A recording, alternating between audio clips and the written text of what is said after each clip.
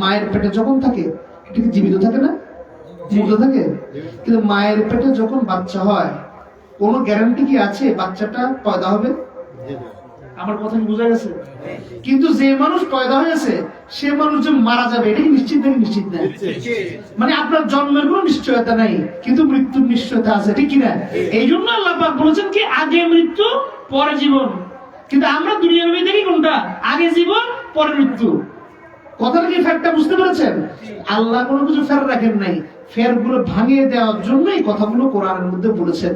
নবীজিকে দিয়ে এই যে জিনিসগুলো করেছেন বলেছেন সবগুলো প্র্যাকটিক্যাল, যাকে দিয়ে আর যে যিনি সমগ্র দুনিয়ার যিনি একক দর্শনের, যাকে দেখলে আল্লাহকে দেখা হবে। মান রাআনি ফাকাদ রাআল হক। আমার নবীজিকে আল্লাহ বলেছেন যে তুমি বলো যে আমাকে দেখলে আল্লাহ দেখা হবে। সুবহানাল্লাহ। কেমন? আবু বকর দেখেছেন কাকে? কাকে? আল্লাহকে। ওমর ফারুক দেখেছেন কাকে? ওসমান জিন্নুরাইন দেখেছেন কাকে? মাওলানা আলী শেরেফুল্লাহ দেখেছেন কাকে? আল্লাহকে দেখা হয়েছে কি হয়নি? হয়েছে। তাদের থেকে বড় আল্লাহওয়ালা কেউ কি আছে? কেউ যদি বলে সে আবু বকর সিদ্দিকের থেকে বড় আল্লাহওয়ালা, তাহলে সে কি ইমানদার নাকি পথভ্রষ্ট? কারণ কি আমার আল্লাহর নবী পাক বলেছেন তার পবিত্র সহিহ হাদিস দিয়ে বলেছেন কি আমার সিদ্দিক আকবর কি আফদালুন নাস বাদাল আম্বিয়া, আম্বিয়ার পরে নাসদের মধ্যে মানবের মধ্যে শ্রেষ্ঠ। যারা বলে সুবহানাল্লাহ, ঠিক কি না? জি। আর নবীজি তার অন্যতম খোলাফা ফারুককে বলেছেন ফারুকে আজম, সমস্ত ফারুকদের মধ্যে শ্রেষ্ঠ। যারা বলে সুবহানাল্লাহ। ওসমান জিন্নুরাইন, যাকে রাসূল দুটো নূরকে দিয়ে দিয়েছেন। যারা বলে সুবহানাল্লাহ। আর মাওলানা আলী শেরে খুদাকে তো উনার সবচেয়ে দিলের যেটা সবচেয়ে জায়েজ টুকরো ছিল সে ফাতেমাতুজ জাহরাকে দিয়ে দিয়েছেন, ঠিক কি না? এই চারো জনের একজনকে কি আল্লাহকে দেখি আল্লাহকে দেখিয়েছেন নাকি নবীকে দেখি আল্লাহকে দেখিয়েছেন? তাহলে আল্লাহকে দেখার, নবীকে দেখে আল্লাহকে দেখা ছাড়া আল্লাহকে দেখে আল্লাহকে দেখার কি কোনো উপায় আছে? কাল কিয়ামত পর্যন্ত কোন উপায় থাকবে? থাকবে না। এইটা হলো আমাদের ঈমানের মূল জায়গার মধ্যে আমাদেরকে ঢুকাতে হবে। এগুলি বোঝার জন্য আমরা কিন্তু কোরআন হাদিস অনেক পড়ি, ঠিক না? কিন্তু কোরআন হাদিসের কথাগুলো কি বলেছি গাইডলাইনটা আমার অন্তরের মধ্যে ঢুকতে হবে। আমার অন্তরের মধ্যে যদি সেটার যে মেসেজ না ঢুকে আমার মুখস্থ করে বেশি দিন কাজ করা যায় না। যদি আমার দিল এটাকে সাপোর্ট না করে, দুটো জিনিস সাপোর্ট করতে হবে, একটা হলো ব্রেইন আর হলো কি দিল, ঠিক না? ব্রেইন দিয়ে বুঝবেন, দিল দিয়ে কি করবেন? মানুষ যতগুলো কাজ করে সব কাজ কি ব্রেইন দিয়ে, মানে ধরেন 1+1=2 হিসাব করে করে? অনেক কিছু মনের থেকে করে না? মনের থেকে যেটা করে এটা কি হিসাব করে নাকি হিসাব ছাড়া? জোরে বলেন না, কি দিয়ে? হিসাব ছাড়া। আল্লাহ পাক করেন কি হিসাব করে নাকি হিসাব ছাড়া? তা আল্লাহর সাথে কিছু সম্পর্ক বেশি, ব্রেইনে না দিলেন? বুঝতে পারছি? তাহলে সুফি বা তাসাউফ আমাদেরকে কি শিখায়?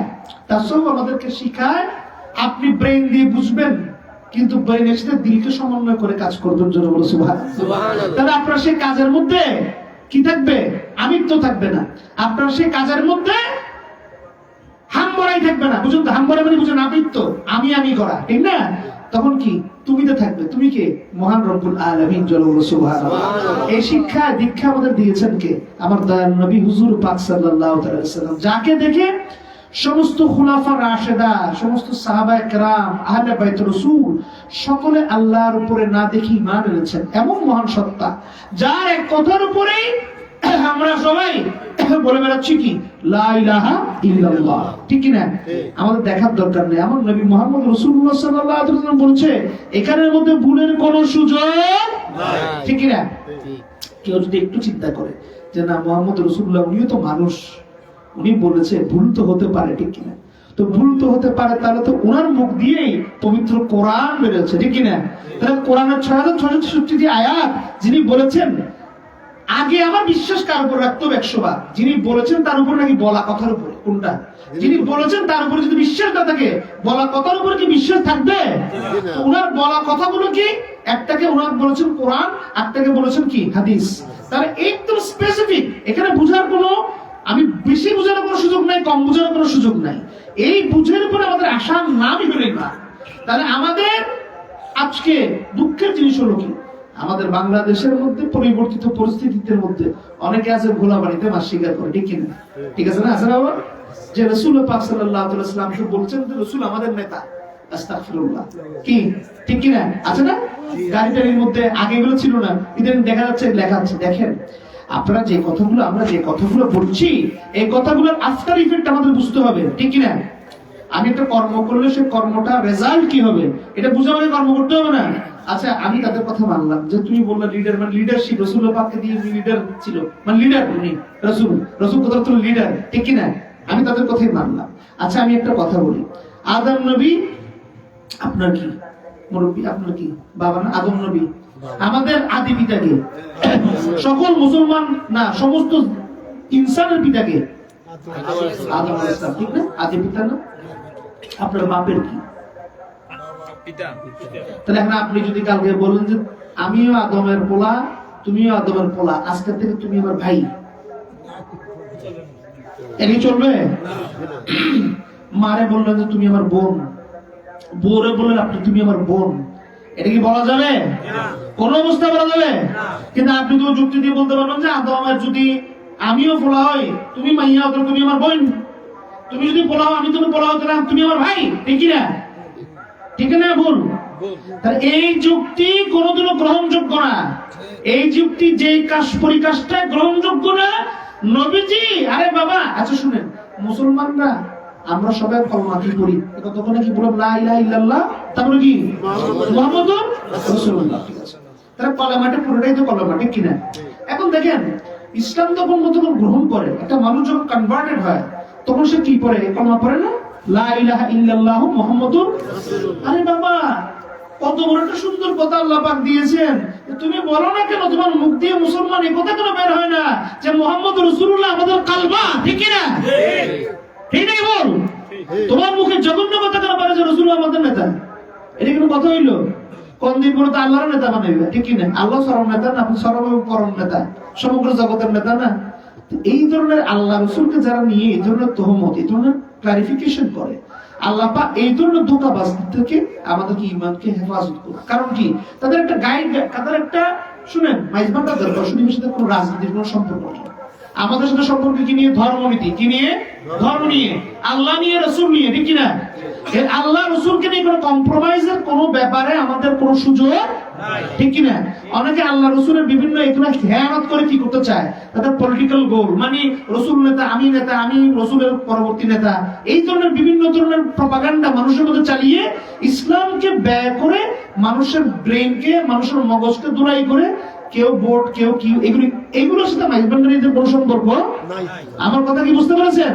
একদম ক্লিন এন্ড কাট। এটার ব্যাপারে আমাদের কথা বলার বক্তব্য কারণ এই জায়গাটায়, এটা রাসূল পাক সাল্লাল্লাহু আলাইহি ওয়াসাল্লামের ইজ্জতের উপরে চরম কি আমানত নাই, খেয়ানত, চরম বেয়াদবি।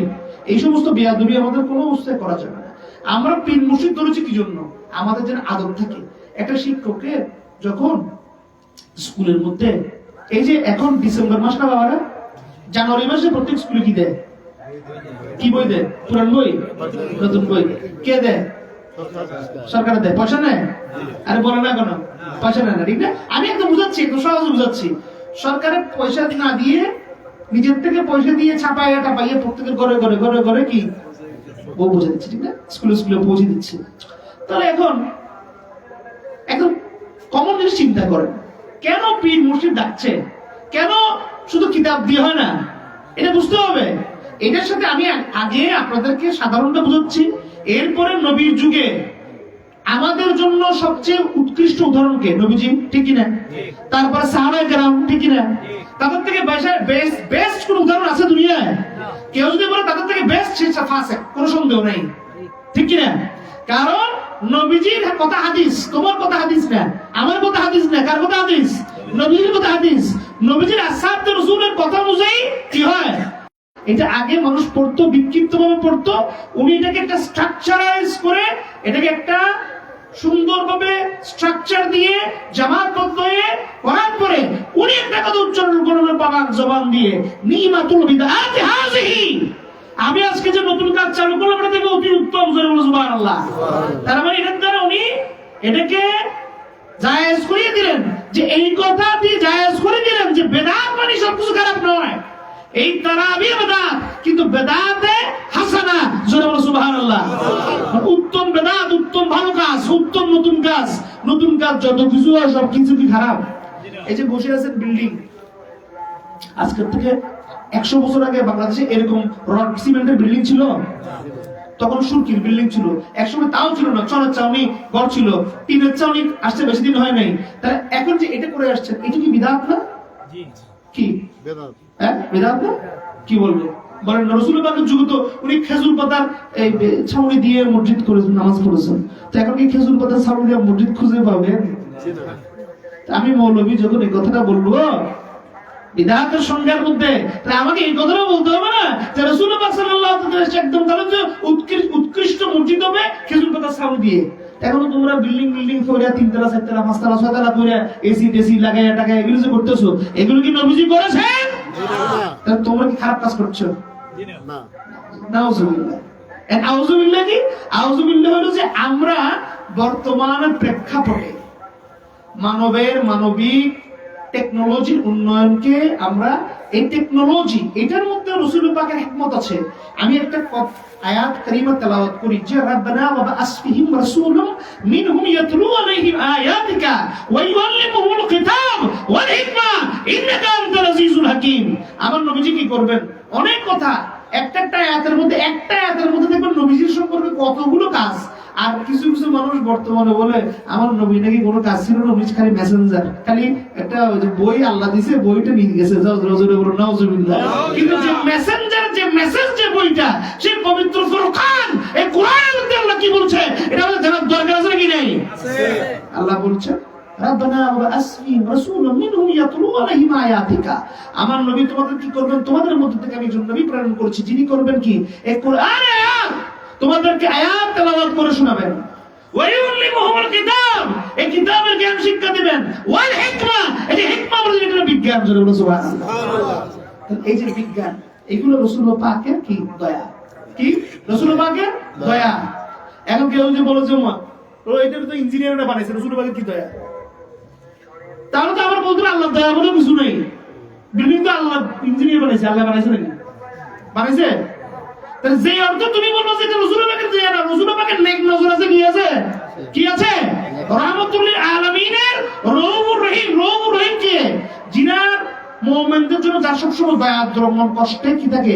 এই যে আগের যুগের মুসলমানরা যে খেজুর পাতার নিচে নামাজ পড়েছে, আমার নবীর কাছে কষ্ট লাগে নাই? আমার নবীকে চোখের সামনে দেখেন নাই? যিনি 1400 বছর আগে, 1400 বছর পরে কি হবে এটা বলে গেছেন, উনি দেখেন নাই? আল্লাহ নবী দেখেন নাই যে এখানে বিল্ডিং হবে 8 তলা 10 তলা 20 তলা 24 তলা? আল্লাহ দেখায় নাই? এত বেহেশত নরক সবকিছু দেখে নিল, এটা দেখাইতে আল্লাহ কি ভুল করছে? নাউজুবিল্লাহ। তাহলে আউযুবিল্লাহ কোথায়? আউযুবিল্লাহ আসতে হবে। আর যেমন নাউযুবিল্লাহ দেখতে তো আউযুবিল্লাহ আসা হবে না, এবারে বিসমিল্লাহ উঠতে হবে। এই আইন আউযুবিল্লাহ আইয়া আউযুবিল্লাহ বিসমিল্লাহ আসার জন্য মুর্শিদ ধরতে হয়। কারণ শুধু কোরআন আপনাকে, শুধু হাদিস আপনাকে এই পথে নিবে না। কারণ তার উদাহরণ দিয়ে বুঝাচ্ছি, এই যে সরকার যে প্রতি বছর এই জানুয়ারি মাসে কিতাব দিচ্ছে, কিতাব বই দেওয়ার পরে এই কিতাবগুলো কি ঘর ঘরে ঘরে দিয়ে চলে যায়? কোথায় দেয়? স্কুলে দেয়। কোথায় দেয়? একটা প্রতিষ্ঠানে দেয়। কোথায় দেয়? একটা প্রতিষ্ঠানে দেয়। এই প্রতিষ্ঠানে দেয়, এই প্রতিষ্ঠানে স্কুলতে বই দিয়ে দিল সরকার ছাপাইয়া। তাহলে আপনার স্কুলের দরকার কি? মাস্টারের দরকার কি? আছে নাকি নাই? আছে। দরকার নাই। আচ্ছা পয়সা খরচ বেশি কোনটা হয়? বই ছাপাইতে নাকি মাস্টারদের বেতন দিতে আর স্কুল করতে? বিল্ডিং করতে খরচ বেশি হয় নাকি বই ছাপাইতে বেশি খরচ হয়? বিল্ডিং করতে। Common sense. I am telling about common sense, civic sense, যে বিল্ডিং করতে অনেক পয়সা খরচ হয়। আর প্রতি বিল্ডিং তো করছেন একবার, কোন রকম রং সোনা করে 2-4-5 বছর কি টিকা যায়। কিন্তু এই যে যারা শিক্ষক আছে, তারা যারা এখানে পেশাগতভাবে থাকেন, চাকরি করেন, ছাত্র পড়ান, তাদেরকে একটা হাদিয়া প্রতি বছর প্রতি মাসে দিতে হয় না? তাহলে এটা চলমান খরচ, ঠিক কিনা? বই তো 1 বছর দিলেন শেষ, বছর কা মানে তামাদি শেষ, ঠিক কি না? তাহলে খরচ বেশি কোনটা? শিখাইতে চলমানটা মানে শিক্ষকের পিছনে খরচ বেশি, প্রতিষ্ঠান গড়তে খরচ বেশি, ঠিক কি না? কিন্তু তারা তো এখন সরকার বলছে না, আমার বই দিয়ে দিছি, তোমার ঘরের মধ্যে বইয়া যারা পড়ছো তারা বইয়ে বইয়ে করে ভরাও, স্কুল করতে পারতাম না, স্কুল লাগলো না, শিক্ষক লাগলো না, ঠিক কি না? শিক্ষক বললাম তো মনে করছে যে অনেকে বাঁচবে না, বাঁচবে না, বাঁচতে আল্লাহ দিবে না। কারণ কি, আপনি যখন দুষ্টামি করবেন, নষ্টামি করবেন, মনে করবেন যে আপনি আল্লাহ রাসূল মুমিনদেরকে ধোঁকা দিচ্ছেন, তখন আল্লাহ তাআলা তাদের শানে, তাদের ব্যাপারে, তাদেরকে খারাপ ইঙ্গিত করে আল্লাহ পাক কোরআনে পাকে আয়াতে কারিমা শুধু ভালোর জন্য বলেন না, যে খারাপ করেছে তার কথা বলেছেন না। কোরআনে পাকে মুসা নবীর কথা যেরকম আছে, ফেরাউনের কথা আছে না, নাকি নেই? ফেরাউন কি ভালো না খারাপ? মুসা নবী কি ভালো না খারাপ? ভালোর কথাও আছে, খারাপের কথাও আছে। কথাগুলো বুঝছেন না, বুঝেন নাই? তাহলে খুব খেয়াল করে শুনেন। তাহলে একদম সিম্পল ফয়সালা কোনটা, যে স্কুলের মধ্যে শিক্ষক কি করেন, যে কিতাবটা সরকার ছাপিয়ে দিয়েছে সেই কিতাবটাকে প্রোটো ইন্টোটো অ্যানালাইসিস করে শিক্ষকের এই যে পরীক্ষা আছে না, একটা মাসিক পরীক্ষা হয়, বার্ষিক পরীক্ষা হয়, বার্ষিক পরীক্ষায় ফেল করলে স্কুলের ক্লাস 1 থেকে 2 তে যাওয়া যায়, 2 থেকে ওই ক্লাসে রেখে দেয়, কারণ ফেল তুই, ঠিক কি না? আমাদের জীবনটা এরকম। কিন্তু আমার কথা বুঝছেন না, বুঝেন নাই? আল্লাহ পাক আমাদের জন্য ফ্রি অফ কস্ট, সরকার যেরকম কিতাব দিচ্ছে, আল্লাহ পাক আমাদের জন্য লৌহ মাহফুজে সংরক্ষিত সেই কিতাবকে নূর নবী হযরত মুহাম্মদ রাসূলুল্লাহ সাল্লাল্লাহু আলাইহি ওয়াসাল্লামের মাধ্যমে আমাদের জন্য, আমাদের কল্যাণ দুনিয়ার মধ্যে প্রেরণ করেছেন। জোরে বলো সুবহানাল্লাহ। এখন দেখলাম যে বই প্রেরণ করছেন মালিক সরকার, ঠিক না? সমগ্র জগতের সরকার, ঠিক কি না? এটা বাংলাদেশের সরকার না, ভারতের সরকার না, পাকিস্তান আর আফগানিস্তানের, আমেরিকার সরকার না, সমগ্র জগতের সরকার, ঠিক কি না? কোন সন্দেহ আছে? কোন সন্দেহ আছে? তাহলে তিনি যখন প্রেরণ করেছেন, তো উনার স্কুলের একটা স্ট্রাকচার থাকবে না, নাকি থাকবে না? উনার স্কুলের স্ট্রাকচার হিসেবে আমাদের জন্য মসজিদ, মাদ্রাসা দিয়েছেন। এই মাদ্রাসার মধ্যে যে বইগুলো দেয়, এগুলোতে আল্লাহর দেয়া কোরআন হাদিস, নবীর আনা কোরআন হাদিস, তো এগুলোর মধ্যে শিক্ষক লাগে কেন? লাগে নাকি লাগে না? শিক্ষকের তাজিম অনেক বেশি নাকি কম? শিক্ষকের সম্মান অনেক বেশি না কম? এই আল্লাহ পাক এই শিক্ষকদেরকে এইভাবে তাজিম মর্যাদা দিয়েছেন। এটা মাদ্রাসার শিক্ষক হোক, স্কুলের শিক্ষক হোক, primary school, high school, college, university, যেই হোক, ঠিক না? তাহলে এই শিক্ষকের কাজ কি?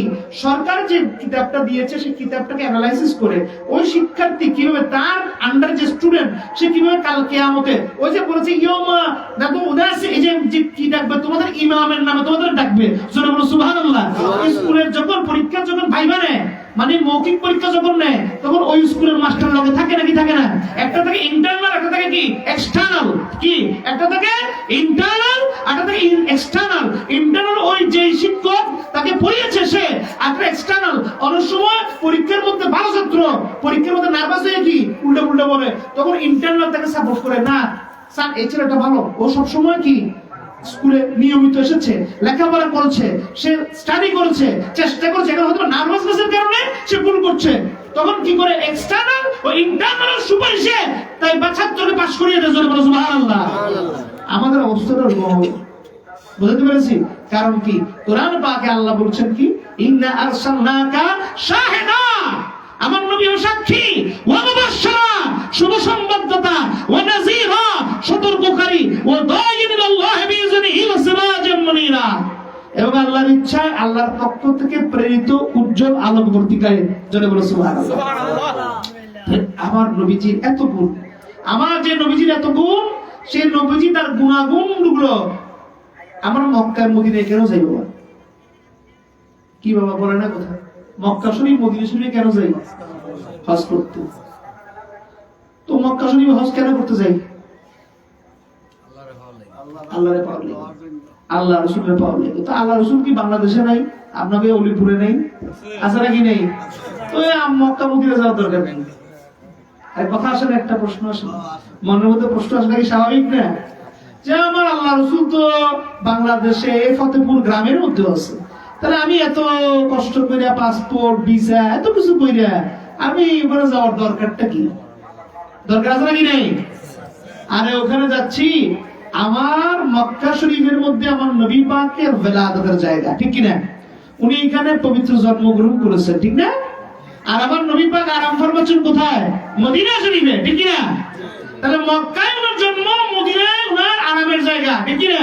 তো মক্কা শরীফের মাটির মধ্যে ওনার কদমের কিছু ছোঁয়া আছে না, নাকি নাই? মদিনা শরীফের মধ্যে আছে না? মদিনা শরীফে তো উনার শরীর সংরক্ষিত হবে। কি বলেছি? সংরক্ষিত হবে। এ সংরক্ষণ করেছেন কি? আল্লাহ। আরে কোরআনকে যে সংরক্ষণ করেছেন, নবীর শরীর মুবারককে সেই সংরক্ষণ করেছেন। জোরে বলো সুবহানাল্লাহ। কারণ কি? তিনি কোরআনে পাকে বলেছেন শুধু কোরআনের শব্দ না, ইন্না নাহনু নাযালনা যিকরা ওয়া ইন্না লাহু হাফিজুন, এটা বলেন নাই। এই কোরআনের মধ্যে কি বলছেন? ওয়া মান ইখতালু ফি সাবিলিল্লাহ আমওয়াত বাল আহইয়া ওয়ালাকিন লা তাশউরুন। যারা আল্লাহর রাস্তায় মৃত্যুবরণ করেছে তারা মৃত নয়, তারা জীবিত, তোমরা তা জানো না। সূরা বাকারা, ঠিক কি না? আবার আল্লাহ পাক কি বলছেন কোরআন পাক সূরা হুজুরাতের মধ্যে বলছেন, ওয়ালা তাহসাবান্নাল্লাযীনা কুতিলু ফি সাবিলিল্লাহ আমওয়াত বাল আহইয়া ইনদা রাব্বিহিম ইউরযাকুন। যারা আল্লাহর রাস্তায় হিজরত করেছেন, পরবর্তীতে মৃত্যুবরণ করেছে, তারা মৃত নয়, তারা জীবিত। আমি আল্লাহ তাদেরকে রিজিক দিয়ে থাকি। জোরে বলো সুবহানাল্লাহ। তাহলে আমার দয়াল নবীকে সংরক্ষিত করার প্রতিজ্ঞা করেছেন কে? আল্লাহ। নবীজিকে একবার জিজ্ঞেস করা হলো, নবীজিকে একবার আসহাব রাসূল জিজ্ঞেস করলেন, ইয়া, এটা ফাযাইল জুমার মধ্যে আছে, বুখারী শরীফের মধ্যে। রাসূল পাককে জিজ্ঞেস করলেন, ইয়া রাসূলুল্লাহ, ইয়া হাবিবাল্লাহ, আমি আমি আমি বেশি উত্তম আমল কি করব? শুক্রবারের কথা জিজ্ঞেস করব। তখন আল্লাহ নবী পাক বললেন যে, তুমি বেশি বেশি করে আমার নামের উপর দরুদ শরীফ পড়বা। জোরে বলো সুবহানাল্লাহ, ঠিক না? তখন উনি আসহাব রাসূল তিনি এই কথাটা কেন জিজ্ঞেস করলেন তারও কারণ আছে। নবীজি এই উত্তরটা দিবেন না, নইলে আমাদের বান্দা, আমরা বান্দা যদি ভুল করি ঠিক করে দেওয়ার মানুষ কেউ আছে? নবীজিদেরকে দিয়ে আল্লাহ পাক অবশ্য দৃশ্যত ভুল করান, সাহাবাদের ভুল করান। ওরা ভুল ওই জন্য না, যাতে ওই ভুলের চিকিৎসা কি হবে সেটা আমরা জানি পরবর্তী উম্মত। তার জন্য আসহাবে রাসূল যখন বললেন যে, ইয়া রাসূলুল্লাহ, ইয়া হাবিবাল্লাহ, আপনি যখন দুনিয়া থেকে মরে যাবেন তখন তো আপনার শরীর তখন আমি দরুদ পড়লে এগুলো কার কাছে পৌঁছবে? তখন রাসূল পাক বললেন, হে গর্দব, আমার শরীর খাওয়া, নবীর শরীর খাওয়া মাটির জন্য হারাম। জোরে বলো সুবহানাল্লাহ। কথা কি বুঝতে পেরেছেন? এটা এই কোরআনের আয়াত এবং নবীজি পাক এই পবিত্র হাদিসের পাকের রেফারেন্স। কথা কি বুঝতে পেরেছেন? তাহলে নবীজি ওনার শরীর নিয়ে আরাম ফরমাচ্ছেন এখানে। জোরে বলো সুবহানাল্লাহ। তার আমরা ওখানে যাচ্ছি, নবীর শরীর অংশ হেফাজতে আছে আল্লাহ পাকের দয়া, ঠিক কি না? তার নিসবত নেয়ার জন্য, তার ছোঁয়া নেয়ার জন্য। নবীজি যে মাটির মধ্যে হেঁটেছেন তার ছোঁয়া নেয়ার জন্য। নবীজির পূর্বপুরুষ মা হাজরা তার পুত্র ইসমাইল জবিউল্লাহকে বাঁচানোর জন্য সাফা মারওয়া পাহাড়ের মাঝখানে যে সাই পর্যন্ত দৌড়িয়েছেন, আল্লাহ পাক কোরআনে বলছেন কি, ইন্নাস সাফা ওয়াল মারওয়াতা মিন শাআরিল্লাহ, নিশ্চয় সাফা এবং মারওয়া পাহাড় হলো আল্লাহর নিদর্শন। জোরে বলো সুবহানাল্লাহ। কারণ কি? কারণ কি? এই আল্লাহর নিদর্শন সমূহকে সম্মান করলে আল্লাহর ভয় মনে পয়দা হবে। আল্লাহ বলছেন কোরআনে, ওয়া মা ইউআযযিম মিন শাআরিল্লাহ ফাইনহা মিন তাকওয়াল কুলুব। তোমরা আল্লাহর নিদর্শন সমূহকে সম্মান করো যাতে তোমাদের অন্তরে আল্লাহর ভয় পয়দা হয়। আবার কোরআনে বললেন কি, এই কোরআনে বললেন যে সাফা মারওয়া হলো আল্লাহর নিদর্শন। কারণ কি? সেখানে আল্লাহর কোন নবী না, আল্লাহর কোন রাসূল না, আল্লাহর একজন ওলি মা হাজরা, বিবি আসিয়া, মা মরিয়ম, বিবি খাদিজাতুল কুবরা, মা খাদিজাতুল কুবরা, মা ফাতিমাতুজ জাহরা, এরা সবাই কি আল্লাহর ওলি। জোরে বলো সুবহানাল্লাহ। আল্লাহর ওলি সেখানে দৌড়িয়েছেন, এইজন্য ওই দৌড়ের মতো করা, ওই দৌড়ের মতো নিসবত নেয়া আমাদের জন্য কাল কিয়ামত পর্যন্ত আল্লাহ রাব্বুল আলামিন আমল করে দিয়েছেন। জোরে বলো সুবহানাল্লাহ। জায়েজ না জায়েজ না কি করে দিয়েছেন? আমল। জায়েজ না জায়েজ মানে কি? এটা করা যাবে, করা যাবে না। আর আমল মানে কি? করতে হবে, না করলে ঈমানদার না গুনাহগার? হজ করতে যাইয়া কেউ যদি বলে না আমি এই সমস্ত এগুলি ফলো করব না, আমি সাইটাই করব না, হজ হবে? হজের আহকাম আর কানের মধ্যে আল্লাহ পাক কি করে দিয়েছেন? এই সাইকে ডুবিয়ে দিয়েছেন। তাহলে আমরা এখান থেকে কি পাচ্ছি? এখান থেকে আমরা পাচ্ছি আমার দয়াল নবী হুজুর নূর সাল্লাল্লাহু আলাইহি ওয়াসাল্লাম রহমত হিসেবে প্রত্যেক যুগে যুগে আল্লাহ পাক আমাদের জন্য কিতাব পাঠিয়েছেন, আমাদের জন্য হাদী পাঠিয়েছেন। কোন সময় নবী নামে, কোন সময় রাসূল নামে, কোন সময় নবী এবং রাসূল নামে। নবুয়ত যখন শেষ হয়ে গিয়েছে, যে ও যে রেফারেন্স দিয়েছে যে আমার পরে কোন নবী হবে না, এটা হওয়ার পরে হাদী প্রেরণ বন্ধ হবে না। হাদীর নাম তখন পরিবর্তন হয়ে গেল ওলি আল্লাহ। সুবহানাল্লাহ, ঠিক কি না? কারণ সর্বোত্তম হাদীকে আল্লাহর একটা নাম কি, আল্লাহর একটা সিফাত কি? হাদী। আল্লাহর সিফাত কি? আল্লাহর গুণবাচক নাম হলো হাদী, ঠিক কি না? আল্লাহ সমগ্র জগতের হাদী, নবী হলেন তার হেদায়েতের পরবর্তী মাপকাঠি, এরপরে সাহাবা কেরাম, আসহাবে রাসূল, এভাবে করে আহলে বাইত রাসূল, এই ধারাবাহিকতা কাল কিয়ামত পর্যন্ত চলতে থাকবে। আমরা তার একটা হাদিস হিসেবে কাদেরকে পাচ্ছি? আল্লাহর ওলিগণ কে, জোরে সুবহানাল্লাহ। এই আল্লাহর ওলিগণ কারা? যাদের সম্পর্কে কোরআনে পাকে আল্লাহ সূরা ইউনূসের মধ্যে আয়াত নাযিল করলেন, আলা ইন্না আউলিয়াল্লাহ লা খাউফুন আলাইহিম, এরা হলো আল্লাহর ওলি যাদের কোনো ভয় নাই, দুনিয়াতেও নাই আখিরাতেও নাই। জোরে সুবহানাল্লাহ। কে বলেছেন? আল্লাহ বলেছেন। এবং দেখেন কি বলছেন, আমার আল্লাহ তো সব জানেন, সামিউন বাসীর। নবীজিকেও তিনি যতটুকু প্রয়োজন জানিয়েছেন। এবং নবীজি কোরআনে পাকের আয়াতগুলো বলার সময় কি বলেছেন? বল, এটা এই আয়াতের, এই দেখেন এমন আছে না কোরআনে পাকের অনেক আয়াতকে অনেক অর্ডার ছিল যেগুলো একটা সময় ছিল, পরবর্তীতে তার অ্যামেন্ডমেন্ট হয়েছে। কি হয়েছে? সংশোধনী এসেছে। কি এসেছে? এক সময় আদম আলাইহিস সালামের যুগের মধ্যে আপন ভাই বোন বিবাহ করা জায়েজ ছিল, ঠিক কি না? কিন্তু বর্তমানে কি জায়েজ আছে? এগুলোকে হারাম করে দিয়েছে, হুরমত দেয়া দিয়েছে। কথা বুঝতে পেরেছেন নাকি পারেন নাই? তাহলে এখন এই আয়াতের ক্ষেত্রে কি বলছেন? লাহুমুল বুশরা ফিল হায়াতিদ দুনিয়া ওয়া ফিল আখিরাহ, তাদের জন্য আখিরাতে এবং দুনিয়া সব থেকে শুভ সংবাদ, কোথাও তাদের জন্য খারাপ সংবাদ নাই। আচ্ছা, দুনিয়া শুভ সংবাদ তো বুঝলাম, হাসি খুশি টাকা পয়সা। আখিরাতে সুসংবাদ কি? আখিরাতে সুসংবাদ মানে কি? জান্নাত না জাহান্নাম? জোরে বলেন না। আল্লাহর কথা অনুযায়ী, আল্লাহর কালাম অনুযায়ী তাদের জন্য নির্ধারিত কি? জান্নাত, ঠিক কি না? তাদের জন্য নির্ধারিত কি? জান্নাত। এবং কি বলছেন? লা তাবদীলা লিকালিমাতিল্লাহ, এই আয়াতের কোনো পরিবর্তন হবে না। আর কোরআন পাকে আল্লাহ বলেছে, আমি যদি এই কোরআনের কোন আয়াতকে পরিবর্তন করার ইচ্ছা পোষণ করি, তার সমকক্ষ অথবা তার থেকে উত্তম কোন আয়াত দ্বারা তাকে প্রতিস্থাপন করি। জোরে বলো সুবহানাল্লাহ। এই আল্লাহ পাক এই আয়াতের ক্ষেত্রে এই কথাটা কেন জোর দিয়েছেন? কারণ এক সময় আল্লাহর ওলি বিদ্বেষী হবে, ঠিক কি না? নবী বিদ্বেষী হবে। এটা আল্লাহ কি জানেন না? কি জানেন না?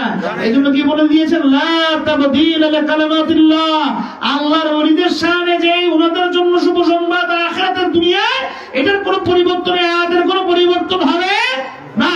তাহলে এই অপরিবর্তনীয় যে অবস্থান তারা পেয়েছে, এইটা কি আমাদের জন্য কল্যাণ নাকি অকল্যাণ? কল্যাণ। তো আমরা কি কল্যাণের পথে নাকি অকল্যাণের পথে? নামাজের মধ্যে যে ডাকে হাইয়ালাস সালাহ, হাইয়ালাস সালাহ, হাইয়ালাল ফালাহ, কথার অর্থ কি? কল্যাণের জন্য। কি? একটা সালাহ, একটা ফালাহ, ঠিক কি না? তাহলে নামাজ আযানের মধ্যে আল্লাহর নাম আমাদের ডাকছে কল্যাণের দিকে আসো। তাহলে আমরা বুঝলাম যে কল্যাণ কোথায়? আল্লাহর ওলি আল্লাহদের কদম। তাহলে কল্যাণের দিকে আসতে হলে কোথায় আসতে হবে? আল্লাহর ওলির কদমের দিকে আসতে হবে। এখন থেকে নয় হাত পায়ে তুলে যাচ্ছি আমরা নবীজির সোহবত নেওয়ার জন্য, নবীজির পবিত্র শরীর মুবারকের স্পর্শ নেওয়ার জন্য। নবীর শরীরটা পুরো আছে। এখন নবীর আওলাদ রাসূল যারা, তারা নবীর কি অংশ না? আপনার আওলাদ কি আপনার অংশ না? আপনার বংশ না? তো নবীজির সোহবত নেওয়ার জন্য যদি ওখানে যেতে হয়, মক্কা মদিনায় হজ করার সময় সে সোহবত নিতে হয়, তাহলে মাইজবান্ডার যেতে হবে। নবীর যে বংশকে দুনিয়ার বিভিন্ন জায়গা থেকে এনে বিভিন্ন জায়গার মধ্যে রেখেছে, তার একটা অন্যতম জায়গা ভান্ডার হলো মাইজবান্ডার দরবার শরীফ, ঠিক কি না? এজন্য সেখানে গিয়ে নবীর সেই বংশ এবং অংশের সোহবত আমার নেওয়া দরকার আছে নাকি নাই? আছে। এজন্য মাইজবান্ডার দরবার শরীফ যেতে হবে। কথা কি বুঝতে পেরেছেন? আল্লাহ পাক আমাদেরকে এই সমস্ত কথার উপরে আমাদেরকে ধীরস্থির রাখার চেষ্টা করার তৌফিক দান করুক, আমাদের ঈমানকে মজবুত করুক এবং মানুষের বাবা ভালো করার চেষ্টা করবেন, খারাপ থেকে দূরে থাকবেন। ভালো করতে না পারলে খারাপ করার থেকে কি থাকবেন? দূরে থাকবেন। আল্লাহ পাক দুনিয়া আখিরাতে ভালো রাখবে। আমার কথা কি বুঝতে পেরেছেন বাবা? আল্লাহ পাক আমাদের সবাইকে কবুল এবং মঞ্জুর করুক। এবং আমি দোয়া দাওয়া করছি আল্লাহ যেন আজকে আমাদের সংক্ষিপ্ত পরিসরে, এবছর আমাদের একটা আশেকার মুহিব্বার, আপনাদের কাছের ছেলে শহীদ বাদশা, সে নাই বিভিন্ন সমস্যার কারণে, তার কিছু সমস্যা হয়েছে। আমরা দোয়া করছি আল্লাহ যেন যত আশেকে মুস্তাফা, আশেকে ওলিয়াল্লাহ, মানুষের বাবা বিপদ থাকবে, ইন্নামা আল উসরি ইউসরা ফাইন্নামা আল উসরি ইউসরা, আল্লাহ এগুলো সব কোরআনে ব্যাখ্যা দিয়ে দিয়েছেন। এমনি কোরআন পড়াতে সারাদিন বুঝবেন না হাদিস ছাড়া। কারণ কি দেখেন, একদম শেষ উদাহরণটা দিয়ে শেষ করে দিচ্ছি যে হযরত ওমর বিন খাত্তাব রাদিয়াল্লাহু ওমর ফারুক আযম ওমর ফারুক উনি কি করেছেন, যখন ইসলাম ধর্ম গ্রহণ করার আগে উনি একবার বেড়াতে, আমাদের সামাজিক ব্যবহার বেড়াতে যাই না, বোনের বাড়িতে ভাইয়ের বাড়িতে যাই না, নাকি যাই না? উনি তো আরব দেশের বাসিন্দা, ঠিক কিনা? ওনার ভাষা কি? আরবি। কোরআন কোন ভাষায়? উনি ওনার বোনের বাড়িতে বেড়াতে গেছেন। ইন দ্য মিন টাইম ওনার বোন এবং বোনের জামাই ওনারা নবীজির কাছে ইসলাম ধর্মে দীক্ষিত হয়েছে। তো ইসলাম ধর্ম যে দীক্ষিত সে কোরআন পড়ে নাকি পড়ে না? আরবি ভাষায় না? তো কোরআন পড়তেছিল ওনার ভগ্নিপতি এবং ভগ্নি, মানে বোন এবং বোনের জামাই, বাংলায় বললে যা হয় বোন এবং বোনের জামাই, ভগ্নিপতি বললো না, এগুলো বুঝতে পারেন। ওইটা শুনলেন উনি। দেখেন উনি আরব দেশের বাসিন্দা না? আমরা যে আজকে ওয়াজ করছি পুরোটা কি আরবিতে বলছি নাকি আরবি বাংলা বুঝিয়ে মিশিয়ে বলছি? কেন বলছি? কারণ আপনার ভাষা কি, আমার ভাষা কি, মাতৃভাষা কি বাংলা। আপনাকে বাংলায় বললে আপনি কি তাফসীর মুহাদ্দিস, আপনি কি কথা বুঝার জন্য মুহাদ্দিস হওয়ার দরকার আছে? মুহাদ্দিসে আপনাকে সুন্দর করে এই হাদিসের কথাটাকে বাংলায় সহজ করে বুঝিয়ে দিবে, তরজমা করে ব্যাখ্যা করে বুঝিয়ে দিবে। আপনাকে আপনার ভাষায় বুঝিয়ে দিলে আপনার আপনি বুঝার জন্য মুহাদ্দিস হওয়ার দরকার নেই, মুফাসসির হওয়ার দরকার নেই, ঠিক কি না? তো ওমর ফারুক ওই কোরআনের আয়াতটা শুনছেন না? শুনতেছেন বাইরে থেকে, শুনে খুব শুনলেন, শোনার পরে কি করলেন? কোরআন শুনে যদি হেদায়েত হয়ে যেত তাহলে দুইটা তো বোনের আরে তুই কি পড়লি, আমার কলিজা ঠান্ডা হয়ে গেছে, এরকম বলার কথা না। উনি কি করছে জানেন? হ্যাঁ, বোনকে, বোনের জামাইকে, উনি তো খুবই প্রতাপশালী লোক ছিলেন, মানে খুব দুর্দান্ত সাহসী ছিলেন এবং শক্তিশালী ছিলেন। এমন মায়ের দিয়েছে, মায়ের ছোটবেলা মারা যাওয়ার অবস্থা, এবং প্রথমের থেকে বলছে যে তোদেরকে আমাদের প্রত্যেক ধর্ম থেকে বিচ্যুত করে এই বদমাইশিতে, তার কথা বুঝে তখন এটা, এই খারাপিতে তোদেরকে কে নিবৃত্ত করেছে, এই খারাপির মধ্যে, এই ডেরাইভমেন্টের মধ্যে কে নিয়েছে? প্রথমে বলে না, পরে মৃত্যু যন্ত্রণা যখন অষ্টাগত মৃত্যু প্রায়, তখন বললেন যে আমাদেরকে মুহাম্মদ রাসূলুল্লাহ সাল্লাল্লাহু আলাইহি ওয়াসাল্লাম, যিনি আব্দুল্লাহর পুত্র হিসেবে পরিচিত এর সমাজে, তিনি আমাদেরকে আল্লাহর এই বাণী দিয়েছেন। তখন উনি করলেন কি, তাদের মায়ের শেষ করে গেলেন যে তলোয়ার নিয়ে কি করতেন? নবীকে কি করতেন? আদর করতেন, কতল করতেন, ঠিক না? কি করে হত্যা করতে, ঠিক কিনা? তো নবী হত্যা হয়ে গেল, নবীর সাথে নবীর বাণীও কি শেষ, ঠিক না? নাকি বলুন, কথাগুলো বুঝেন। তাহলে এখন একটা মানুষ যদি আপনার দিকে তলোয়ার নিয়ে দৌড়ে আসে, আপনি কি করবেন? দুইটা কাজ, একটা হলো ভয় পালাবেন, অথবা যদি আপনার কাছে তলোয়ার থাকে, তলোয়ার নিয়ে আপনি কি প্রতিহত করবেন, ঠিক না? এক নবীজিকে প্রতিহত করেছেন, কোন হাদিস আছে, কোন রেফারেন্স আছে? নবীজিকে পালাইছেন, কিন্তু কি হইল? কি হইল? ওমর ফারুক কোরআন শুনে আসলেন, হেদায়েত দিলেন না। ওই কোরআন শুনছেন, তাকে কোরআনের যে প্রবর্তক তাকে হত্যা করার জন্য তলোয়ার নিয়ে গেলেন, ঠিক কিনা? যখন গেলেন, হত্যাকারী পাইলেন না, তাকে হত্যা প্রতিহত করার চেষ্টা করলেন না। কিন্তু ওই ওমর ফারুক যে দুর্বিনীত অবস্থা ছিলেন, নফসের বশবর্তী ছিলেন, ইবলিসের বশবর্তী ছিলেন, বেদীন ছিলেন, তিনি কি করলেন? আমার দয়াল নবী, নূর নবী, এই যে কি বলছি, দয়াল নবী, নূর নবী, আল্লাহ জাল্লাহু শানহু তাকে যে নূরের চেহারা দিয়েছেন, সেই চেহারা মানুষের হয় না। মানুষ যখন একটু খুশি হয়, মানুষের বিভিন্ন ধরনের অভিব্যক্তি থাকে না, চেহারা খুশি হইলে একরকম, বেজার হইলে একরকম, মন খারাপ থাকলে একরকম, হয় না? আমার নবীজির এরকম অনেক হুসন জামাল আছে না? একটা জামাল দেখিয়েছেন, দেখানোর পরে সেখানে ওমর ফারুক কোথায় গেছে তার নফসানিয়ত, কোথায় গিয়েছে তার বেদিনী, সবকিছু তার কদমের মধ্যে সুপর্দ করে দিয়ে ইসলাম ধর্মে গৃহীত হয়েছে। তাহলে হেদায়েত কি কোরআনে করলো ওমর ফারুককে নাকি নবীজি করছেন? নবীজি করছেন, আমি বলি নাই, আল্লাহ বলেছেন, আল্লাহ আমাদের দলিল দিয়েছেন। তার মানে কি মাইজবানের হুজুর বলে গেল যে কোরআনে হেদায়েত নাই? নাউজুবিল্লাহ, কোরআনে হেদায়েত আছে, কিন্তু সে হেদায়েতের মধ্যে যখন এই যে তার কারেন্ট আছে না, যে মেইন লাইন তার থেকে ছুটে গেলে, বলেন মেইন লাইন থেকে ছুটে গেলে তার তো কারেন্ট আছে, নাই তো বলতেছি না, ছুটে দিলেন লাইনটা, তখন কি বুঝতে পারছি? তার তো কারেন্ট আছে, কোরআনে হেদায়েত আছে, কিন্তু হেদায়েত হাদির মাধ্যমে যেতে হবে। জোরে সুবহানাল্লাহ, ঠিক কি না? হাদিকে অস্বীকার করা মানে আল্লাহকে অস্বীকার করা, কি ঠিক নাকি? নাকি ভুল? কারণ আল্লাহর একটা নাম নাকি হাদি, হাদি অস্বীকার করা মানে কার অস্বীকার করা? হাদিকে অস্বীকার করা মানে আল্লাহকে অস্বীকার করা, হাদিকে অস্বীকার করা মানে হেদায়েতকে অস্বীকার করা, মানে আল্লাহর প্রদত্ত হককে অস্বীকার করা, এটাই কুফরি। কথা বুঝতে পারছেন?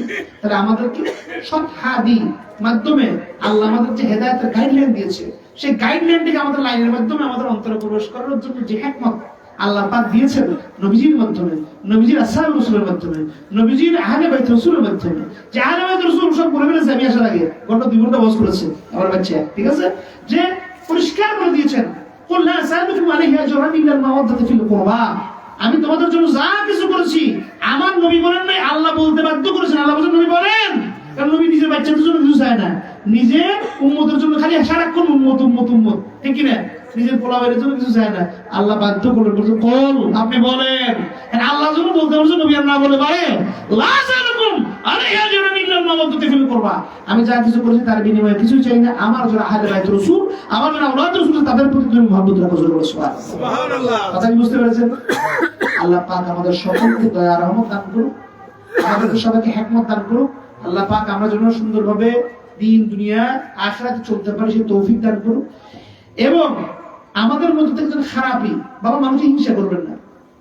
এই বাংলাদেশের মধ্যে একসময় এখানে সমস্ত হিন্দু বৌদ্ধ খ্রিস্টান নাসারার জায়গা ছিল। আল্লাহর ওলিগণ মহব্বত রহমত, নবী রহমতের সিফাতের কিছু গুণাবলী নিয়ে এসে সেই রহমত মহব্বত গুলোকে দিয়ে হাজার হাজার মানুষকে, যারা একসময় পৌত্তলিকতার মধ্যে ছিল, কুফরির মধ্যে ছিল, তাদেরকে বিরোধিতা নিয়ে না, মারামারি হানাহানি করে না, মহব্বত দিয়ে কিনে ফেলেছি, ঠিক কিনা? বিরোধিতা হানাহানি করে আপনি চাপ প্রয়োগ করে রাখতে পারবেন, যখন চাপ থেকে মুক্ত হয়ে যাবে সে আবার তার জায়গায় চলে যাবে, ঠিক কিনা? আর মহব্বত দিয়ে করলে সেটা কি হবে? চিরস্থায়ী হয়ে যাবে, ঠিক কিনা? ঠিক না? এই বাংলাদেশের মধ্যে আল্লাহর ওলিগণ এই হিন্দু বৌদ্ধ খ্রিস্টান এই হারাদন মুরিদন এদেরকে কি করেছে? আব্দুল কাদের আব্দুল লতিফে বানিয়েছে আল্লাহর ওলিগণ। জোরে বলো সুবহানাল্লাহ। তাদেরকে প্রতি শুকরিয়া থাকতে হবে কি হবে না? মায়ের পেট থেকে জন্ম নিয়েছো, জন্ম কি সৃষ্টিকর্তা কি মা নাকি আল্লাহ? মায়ের খেদমত না করলে আল্লাহ, সমস্ত কাজ করলে আল্লাহ কি তোমাকে ক্ষমা করবে? মিলাদ নিয়ে সমস্যা, কিয়াম নিয়ে সমস্যা, ঠিক কি না? কতগুলো বুঝেন? মাজারে যাওয়া নিয়ে সমস্যা, এটা নিয়ে কোনো সমস্যা নাই। যে নামাজ রোজা হজ যাকাত বন্ধ সব করেছে কিন্তু মাতা পিতার কোনো খেদমত করে, তার কি অবস্থা হবে? কনফার্ম, ঠিক না? কোন মিস আছে? এটা সুন্নি কেউ জাহান্নাম, ওয়াহাবি কেউ জাহান্নাম, খারজি কেউ জাহান্নাম, শিয়া কেউ জাহান্নাম, আর মুসলমান না হিন্দু কেউ নরকে যাবি, ঠিক কি না? ইহুদি কি বলবো? You will go to hell. Hell মানে কি? জাহান্নাম, ঠিক কি না? তাহলে আমরা জাহান্নামে যেতে চাই নাকি জান্নাতে যেতে চাই? তাহলে মাতা পিতার খেদমত করতে হবে না? তারা সৃষ্টিকর্তা না, কিন্তু তুমি আমার সৃষ্টির ওসিলা, ঠিক কি না? এজন্য তাদের খেদমত না করলে কোন আমল আল্লাহ কবুল করবে না। আরে তোমার জন্মের উসিলা তোমার মা বাপ, আর তোমার হেদায়েতের উসিলা তোমার হাদি, ঠিক কি না? তোমার পথ প্রদর্শক। তাহলে সেই হাদির যদি তুমি গোলামি না করো, তোমার কোন হেদায়েতের তসকা আল্লাহ গ্রহণ করবে না। আল্লাহ পাক আমাদেরকে কবুল করুন, মঞ্জুর করুন। আমাদেরকে আল্লাহ পাক যে সমস্ত হেদায়েতের ওসিলা দিয়েছেন সেই সমস্ত কদম বা কদম আমাদের চলার তৌফিক দান করুন। আর আজ দুঃখের বিষয় হলো আমার এখানে আরো অনেক ভক্ত আসেন, যারা আছেন এরা অনেকে আসেন নাই। কোরআন হাদিসের যে আলোচনাগুলো হবে এগুলো আসলে এই ছোট্ট ঘরটা পড়তে কিছুই লাগে না, ঠিক না? ছোট্ট ঘরটা পড়তে কিছুই লাগে না। কি লাগে? ওই কথা বলেছি, 1 + 1 2 হিসেব করে ধর্ম চলে না। 1 + 1 2 এর সাথে অন্তরকে মিশাইতে হয়। জোরে বলে সুবহানাল্লাহ। আওলাদ রাসূল এসেছে, আওলাদ রাসূলকে আগিয়ে নিয়ে যেতে আসতে হয়, ঠিক কি না? কারণ কি? নবীজি যখন মক্কা থেকে মদিনা আসছেন, নবীজিকে মক্কা থেকে মদিনাবাসীরা, এই যে আমরা যে একটা মিলাদ কিয়াম করি, তালা আল বদরু আলাইনা মিন সানিয়াতিল ওয়াদা ওয়াজিবা শুকরু আলাইনা মা দাআ লিল্লাহি দা, এই কাসিদাগুলো গাইতে গাইতে দব বাজায় বাজায় আগে নিয়ে এসেছে। সুবহানাল্লাহ।